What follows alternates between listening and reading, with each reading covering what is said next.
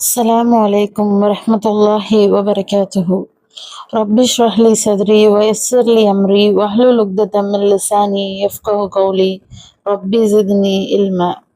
எல்லாம் வல்ல ஏக இறைவனின் நல்லடியார்களே, இந்த குர்ஆன் வாழ்வியல் ஆராய்ச்சி வகுப்பில் 5வது வகுப்பில் நாம் எதை கற்றோமோ அதை நான் இங்கு பகிர்ந்துள்ள கடமைப்பட்டுள்ளேன்.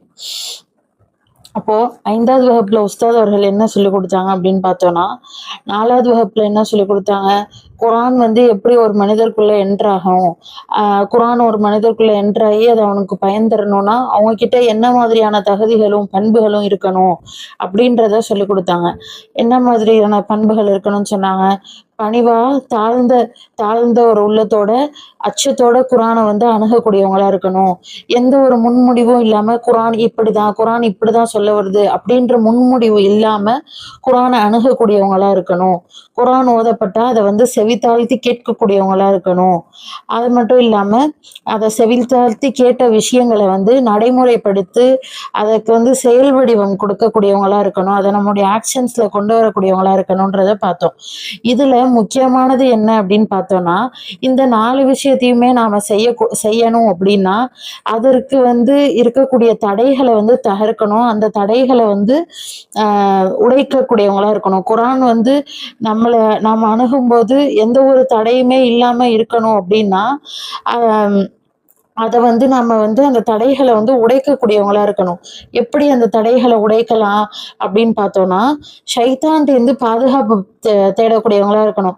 ஷைத்தான் நம்ம பல மாதிரியான ரூபத்திலையும் பல மாதிரியான வழிகள்லையும் பல மாதிரியான தூண்டுதல் மூலியமா ஷைத்தான் மனிதர்களை வழிகெடுக்கிறான். அப்படித்தானே அல்லாஹ்வுமே சொல்றான், ஷைத்தான்கிட்ட உங்களை பாதுகாத்துக்கோங்க அப்படின்னு அல்லாஹ் சொல்றான். அப்போ நாம யார்கிட்ட போய் பாதுகாவல் தேடுவோம்? நம்மளை படைச்ச அல்லாஹ் இடத்துலதான் நம்ம போய் பாதுகாவல் தேடுவோம். அப்போ எப்படி இந்த தடைகளை உடைக்கிறது அப்படின்னு பார்த்தோம்னா, அல்லாஹ் சொல்றான், வல்லதீன ஜஹது ஃபீன லனஹ்தியன்னகும் சுபூலனா வ இன்னல்லாஹ லமல் முஹ்சினீன். மேலும் எவர்கள் நம்முடைய வழியில் முயல்கின்றார்களோ நிச்சயமாக அவர்களை நம்முடைய நேரான வழிகளில் நாம் செலுத்துவோம். நிச்சயமாக அல்லாஹ் நன்மை செய்வோருடையே இருக்கிறான். அப்போ அல்லாவே அந்த தடையை உடைக்கிறதுக்கான வழியை அல்லாஹ் நமக்கு சொல்றான்.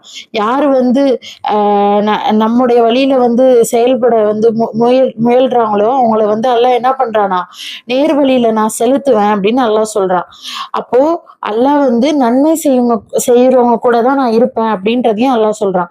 அப்போ இந்த தடைகள் எல்லாம் உடைஞ்சு நம்ம வெளியில வரணும் அப்படின்னா ஜிஹாது எப்படி ஒரு அல்லாஹ்வுடைய பாதையில ஜிஹாத் செய்வோமோ அந்த மாதிரி இந்த குர்ஆனுடைய விஷயத்துல நம்ம சிந்தனையை கொடுப்பதற்கும் உழைப்பு கொடுப்பதற்கும் அந்த மாதிரியான ஒரு ஜிஹாத் செய்யற முயற்சியை நாம இது கொடுக்கக்கூடியவங்களா இருக்கணும்.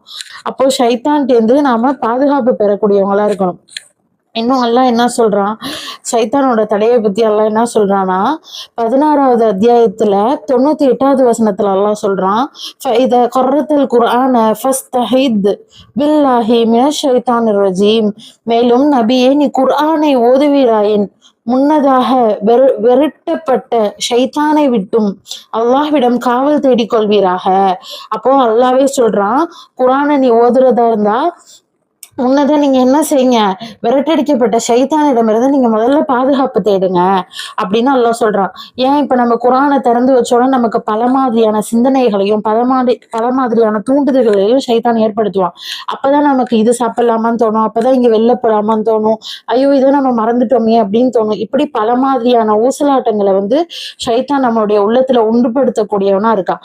அப்போ முதல்ல ஷைத்தான்ட்டு பாதுகாப்பு தேடக்கூடியவங்களா இருக்கணும். வெறும்னே நான் கரெக்டா நான் தஜ்வீத் முறையில அவுது பில்லாஹி மினஷ் ஷைத்தானிர் ரஜீம் நான் சொல்லிடுவேன் அப்படின்ற மாதிரியான விஷயத்துல மட்டும் இது கிடையாது. இன்னும் ஒரு படி மேல போய் உளமாற உள்ளத்தால உணர்ந்து நான் ஷைத்தான்கிட்ட பாதுகாப்பு தேடுறேன் அப்படின்னு உளமாற ஷைத்தான்கிட்ட பாதுகாப்பு தேடக்கூடியவங்களா இருந்தா கண்டிப்பா ஒரு துவா, எந்த ஒரு துவாவா இருந்தாலும் அது உளமாற கேட்கக்கூடியவங்களா இருக்கணும். கடமைக்காக நான் ஓதுனேன், கடமைக்காக நான் செஞ்சேன்னு இல்லாம உளமாற ஷைத்தான்கிட்ட பாதுகாப்பு தேடக்கூடியவங்களா இருக்கணும். கண்டிப்பா என்ன சைத்தான்ட்டு இருந்து பாதுகாத்துடுறாளா, நான் இன்னைக்கு இது ஓதப்பேன், கரெக்டா நான் ஓதி முடிக்கணும் அப்படின்ற அந்த குறிக்கோளோடையும் எண்ணங்களோடையும் உங்களோட நோக்கம் அந்த டெஸ்டினியோடையும் கரெக்டா நீங்க வந்து துவா செஞ்சீங்கன்னா அல்லாஹ் கண்டிப்பா அதை கனதை கொடுப்பான். அல்லாஹ் பல நபிமார்களுக்கு வந்து குரான்லயே நம்ம பாக்குறோமா இல்லையா, அல்லாஹ் வந்து யூனுஸ் நபியை காப்பாத்தி இருக்கிறான், அல்லாஹ் வந்து அய்யூப் நபி அவங்களுக்கு ஷிஃபா கொடுத்துருக்கிறான், அல்லாஹ் ஜக்ரியா நபிக்கு அல்லாஹ் அவ்வளோ தள்ளாத நிலையிலும் அல்லாஹ் அவங்களுக்காக குழந்தைய கொடுத்தானே. அப்போ அவங்களுடைய துவாவும் அந்த தவக்கலும் அவங்க கிட்ட எப்படி இருந்துச்சோ அந்த மாதிரியான ஒரு விஷயங்கள் நம்ம கிட்டே இருக்கணும். அந்த மாதிரி கேட்கக்கூடியவங்களா நாமளும் இருக்கணும். இன்னும் சைத்தான் என்ன சொல்றான், நான் வந்து யார் நேர்வழியில இருக்காங்களோ அவங்களதான் நான் கெடுப்பேன்னு சைத்தான் வந்து ஓப்பன் சேலஞ்ச் பண்றான். அப்போ சைத்தான் வந்து முத்தக்கீனை தான் அல்ல சைத்தான் வந்து கெடுக்கிறான். இன்னும் சொல்ல போனா சைத்தானே சொல்றான், நான் வந்து நேர்வழியில இருக்கிறவங்களதான் கெடுப்பேன்னே சொல்றான். அது 7வது அத்தியாயத்துல 16வது வசனத்துல பார்க்கலாம். அதற்கு இப்லீஸ், நீ என்னை வழி கெட்டவனாக வெளியேற்றி விட்டதன் காரணத்தால் ஆதமுடைய சந்ததியர் அவர்கள் உன்னுடைய நேரான பாதையில் உட்கார்ந்து கொள்வேன் என்று சைத்தான் வந்து சொல்றானா. நேரான பாதையில இருக்காங்கல்ல அவங்க கிட்ட போய் நான் உட்கார்ந்துப்பேன்னு சைத்தான் சொல்றான். அப்போ நேர்வழியில இருக்கக்கூடியவங்களதான் வந்து சைத்தான் வலிச்செடுக்க கூடியவனா இருக்கான்.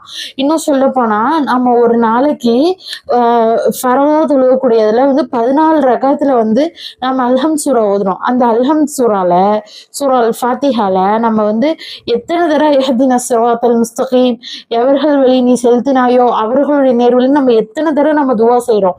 ஆனா அந்த துவா நம்மளுடைய இது அது மட்டும் இல்லாம உபரியாகவும் நம்ம வாயாலையும் கேட்கிறோம், யாரெல்லாம் எனக்கு நேர்வழியை கொடுறாளான்னு. ஆனா அந்த நேர்வழியானது நமக்கு கொடுக்கப்பட்டதா, நேர்வழியானது நமக்கு கிடைச்சிச்சா அப்படின்னு பார்த்தோம்னா அது ஒரு பெரிய கொஸ்டின் மார்க்கா தான் இருக்கு. அந்த நேர்வழியில் உள்ளவங்களதான் ஷைத்தான் போய் கெடுக்கிறான். ஆலிம்களும் குரான் ஓதுனவங்களையும் அந்த மாதிரி உள்ளவங்களை தான் கெடுக்கிறான். ஆல்ரெடி வழிகேட்டவனை போய் சைத்தான் கெடுக்க போறது இல்லை. ஏன்னா அவனோட நப்சே அவனை தூங்கி விட்டு அவன் ஆல்ரெடி வழிகேட்டுலதான் இருக்கிறான். அப்போ சைத்தான்ட்டு பாதுகாப்பு பெற்று அதுல வந்து நம்ம கரெக்டா இருக்கக்கூடியவங்களா இருக்கணும். இன்னும் சொல்ல போனா சைத்தான் வந்து நமக்குள்ள பல மாதிரியான எண்ணங்களையும் இதையும் உண்டுபடுத்துவான். ஒவ்வொன்றத்தையும் கேட்டு கேட்டு நம்ம கிட்ட ஒவ்வொரு கேள்வியா கேட்டு கடைசியில உன்னை படைச்சது யாரு, உன்னை அல்லாஹ்வை படைச்சது யாரு அப்படின்ற அளவுக்கு கேட்கக்கூடிய அளவுக்கு நம்முடைய ஒரு உள்ளத்துல வந்து ஊசலாட்டங்களை வந்து சைத்தான் ஏற்படுத்துவான். இன்னும் சொல்ல போனா நம்ம தொழுகையில இருக்கும்போது அல்லாஹ்வுடைய உரையாடல்ல இருக்கும்போது சைத்தான் வந்து வலிக்கெடுப்பான். அந்த சைத்தானுடைய பேர் என்ன அப்படின்னு பார்த்தோம்னா ஹின்சப். அந்த ஹின்சப்ன்ற சைத்தான் என்ன பண்ணுவான், நம்ம தொழுகையில இருக்கும்போது தொழுகை விடாம அந்த ஒரு இது கெடுக்கக்கூடிய சைத்தானோட படையோட பேரு ஹின்சப். சைத்தான் வந்து பல படைகள் வச்சிருக்கிறான். அப்போ சைத்தானுக்கு வந்து இது மாதிரியான பேர்கள் இருக்கு அப்படின்றதும் இது மூலியமா தெரியப்படுது. இந்த ஹின்சப் அப்படின்ற சைத்தானோட பெயர் குறிப்பிடுறதுல வந்து முஸ்லிம்ல வந்து 2203வது ஹதீஸாக பதிவு செய்யப்பட்டுள்ளது. அப்போ அவுது பில்லாஹி மினஷ் ஷைத்தானிர் ரஜீம் அப்படின்றத நம்ம உளமாற சொல்லக்கூடியவங்களா இருக்கணும் அப்படின்றது தெரிய வருது. எப்படி ஷைத்தான் வந்து ஆதம் அலைஹிஸ்ஸலாம் ஹவ்வா அலைஹிஸ்ஸலாம் அவங்கள வந்து எப்படி வழிகெடுத்தான், நீங்க வந்து இந்த அல்லாஹ் வந்து அந்த மரத்துக்கிட்ட போகாதீங்க நெருங்காதீங்கன்னு சொல்லியிருக்கான். ஆனா வந்து ஷைத்தான் எப்படி அவங்க மனசுக்குள்ள போய் ஒரு எண்ணத்தை போட்டு, இல்ல நீங்க அந்த மரத்துக்கிட்ட போங்க, அந்த கனிகளை சாப்பிட்டா நீங்களும் வந்து மலக்குமார்கள் ஆயிருவீங்க, சொர்க்கத்திலேயே நிரந்தரமா தங்கிடுவீங்க, அதனாலதான் உங்களை அல்லாஹ் சாப்பிட வேணாம்னு சொல்றான் அப்படின்றத சொல்லி அவங்கள சாப்பிட வச்சு அல்லாஹ்வோட கோவத்துக்கு ஆளாக்கி எந்த அளவுக்கு அவங்கள கொண்டு வந்து சைத்தான் வந்து ஒரு இதுல வந்து நிறுத்தினானோ அந்த மாதிரி நம்மளையும் நிறுத்துவேன் அப்படின்றத சைத்தான் சவால் விடுறான். அப்போ இப்படி ஏமாத்துக்கார சைத்தானுடைய பெயர் வந்து குரூர், ஃப்ராடு. அவன் தான் வந்து ஏமாத்துக்கார சைத்தான். இந்த மாதிரியான சைத்தான்கள்ட்ட இருந்தும் நம்ம வந்து பாதுகாப்பு பெறக்கூடியவங்களா இருக்கணும். இன்னும் சைத்தான் வந்து நாளைக்கு மறுமையில சொல்லுவானா, மறுமையில வந்து திருப்ப நாள்ல வந்து சைத்தான் வந்து பேசுவானா. என்ன பேசுவான் அப்படின்னு பார்த்தோம்னா 14வது அத்தியாயத்துல 22வது வசனத்துல எல்லாம் சொல்றான், மறுமையில வந்து இவங்க பத்தி தீர்ப்பு கூறப்பெற்றதும் சைத்தான் வந்து அவங்கள நோக்கி சொல்லுவானா, நம்மளை நோக்கி சொல்லுவானா, நிச்சயமாக அல்லாஹ் உங்களுக்கு வந்து உண்மையான வாக்குறுதியை வாக்களிச்சிருக்கான், நானும் உங்களுக்கு வந்து வாக்களிச்சேன், ஆனா நான் உங்களுக்கு கொடுத்த வாக்குல மாறு செய்து விட்டேன், நான் உங்களை அழைச்சேன், அப்ப அப்போது நீங்க என்னோட அழைப்பை ஏற்றுக்கொண்டீங்க அப்படின்றத தவிர உங்க மீது எந்த அதிகாரமும் எனக்கு இல்ல. ஆகவே நீங்க என்ன நிந்திக்காதீங்க, உங்களை நீங்க நிந்தித்துக் கொள்ளுங்கள். உங்களை நான் காப்பாற்றுபவன் இல்ல, நீங்களும் என்னை காப்பாற்றுபவர்கள் இல்லை. நீங்கள் முன்னால் என்னை அல்லாஹுக்கு இணையாக்கி கொண்டிருந்ததையும் நிச்சயமாக நான் நிராகரித்து விட்டேன். நிச்சயமாக அக்கிரமக்காரர்களுக்கு நோவினை மிக்க வேதனை உண்டு அப்படின்னு ஷைத்தானே சொல்லுவானா. அப்போ ஷைத்தான் வந்து வெறுமனே நீ இந்த பாட்டை பாரு, நீ இந்த படத்தை பாரு, நீ இந்த சீரியலை பாரு அப்படின்னு நம்மளை தூண்டதான் செய்வான். ஆனா அவன் கொடுக்குற எண்ணங்கள் மட்டும்தான் அவனோடதை தவிர நம்ம செயல்பாடுகள் முழுதும் நம்ம தான் பொறுப்பு. நாம தானே அதை போய் பார்க்குறோம், நாம தானே அதை சர்ச் பண்ணி பார்க்குறோம், நாம தானே அதை வந்து பார்த்துட்டு இன்னும் சொல்ல போனா சில பேர் மற்றவங்களையும் தூண்டுவோம். அப்போ ஷைத்தான் லேசான எண்ணங்களை தான் போடுறான், அதை தூண்டி செயல்படுத்துறது நாம தான். அப்போ ஷைத்தான் நாளைக்கு மறுமையில எப்படி பேசுவான் அப்படின்றது கூட அல்லாஹ் வந்து அழகா அவனோட திருமறையில வந்து நமக்காக சொல்லியிருக்கிறான். அப்போ இந்த மாதிரியான வசனங்களை இந்த மாதிரியான எண்ணங்கள் ஏற்படும் போது இந்த மாதிரியான வசனங்களை நினைவு கொண்டா இதுல இருந்து நம்ம தப்பிக்க கூடியவங்களா இருக்கலாம். இன்னும் பார்த்தோம்னா அல்லாவே வந்து எளிதான ஒரு வழியை சொல்றான். சைத்தானோட சூழ்ச்சியிலேருந்து நாம எப்படி மீண்டு வர்றது அப்படின்றதுக்கு அல்லாவே ஒரு அழகான வழியை சொல்றான். என்ன வழி அல்லாஹ் சொல்றான்? 4வது அத்தியாயத்துல 76வது வசனத்துல அல்லாஹ் சொல்றான், அல்லதீன ஆமனு யுகாத்திலூன ஃபீ சபீலில்லாஹி, நம்பிக்கை கொண்டவர்கள் அல்லாஹ்வின் பாதையில் போர் செய்கிறார்கள். வல்லதீன கஃபரு யுகாத்திலூன ஃபீ சபீலில் தவுத்தில் ஃபகாத்திலு அவுலியாஹி ஷைத்தான் இன்ன கைத ஷைத்தானி கான தஹூஃபா. என்ன சொல்றான்? நிராகரிப்பவர்கள் ஷைத்தானின் பாதையில் போர் செய்கிறார்கள். ஆகவே முஃமினாகிய நீங்கள் ஷைத்தானின் நண்பர்களுக்கு எதிராக போர் புரியுங்கள். நிச்சயமாக ஷைத்தானின் சூழ்ச்சி பலவீனமானதாகும். அல்லாஹ் என்ன சொல்றான்? நம்பிக்கை கொண்டவங்க வந்து அல்லாஹ்வுடைய பாதையில போர் செய்யறாங்க, நிராகரிப்பவர்கள் வந்து ஷைத்தானோட பாதையில வந்து போர் செய்யறாங்க. ஆகவே அல்லாஹ் என்ன சொல்றான் நம்மளை பார்த்து, முஃமினாகிய நீங்க என்ன பண்ணுங்க, ஷைத்தானுடைய நண்பர்களுக்கு எதிராக நீங்க வந்து போர் செய்யுங்க அப்படின்னு அல்லாஹ் சொல்றான். அப்போ ஷைத்தானோட சூழ்ச்சி வந்து பலகீனமானதுன்னு அல்லாஹ்வே சொல்றான். அப்போ இந்த பலகீனமான ஷைத்தானை நம்ம எப்படியெல்லாம் அவனை வீழ்த்துறோம் அப்படின்றதுலதான் நம்மளுடைய திறமைகளும் நம்மளுடைய அந்த பாதுகாப்புகளும் அதுலதான் கடமைப்பட்டிருக்கு. அப்போ ஷைத்தான் வந்து நம்மளை தூண்டதான் செய்வான். அந்த ஷைத்தான்ட்டு நாம பாதுகாப்பை வந்து அல்லாஹ் இடத்துல போய் நம்ம வந்து அந்த ஷைத்தான்ட்டு பாதுகாப்பு தேடி அல்லாஹ் இடத்துல பாதுகாப்பு தேடினாதான் அல்லாஹ் நம்ம வந்து ஷைத்தான்ட்டு நம்மளை காப்பாற்றுவான் இல்லையா? அப்போ அல்லாஹ் கிட்ட முறையிட்டு அதற்கான ஒழுங்கான பாதுகாப்பை தேடி அதுல இருந்து மீண்டு வரக்கூடிய மக்களா இருக்கணும். இந்த விஷயத்த முதல்ல தகர்த்தெறிஞ்சாதான் நம்ம குரானுக்குள்ள என்ட்ராகி அது என்ன விஷயங்களை சொல்ல வருது அப்படின்றத முழுமையா கவனிக்கக்கூடியவங்களா நம்மளால இருக்க முடியும். இன்னும் சொல்ல போனா உஸ்தாத் அவர்கள் ஒரு அழகான உதாரணம் சொன்னாங்க.